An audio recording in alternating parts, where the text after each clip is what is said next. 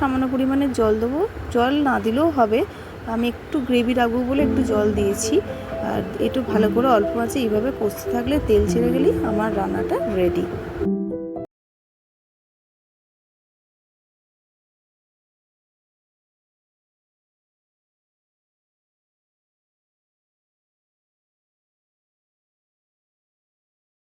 দারুণ লাগবে রুটি পরোটার সাথে, খুব সুন্দর লাগবে খেতে। আর ভিডিওটা ভালো লাগলে লাইক, সাবস্ক্রাইব, শেয়ার করবেন।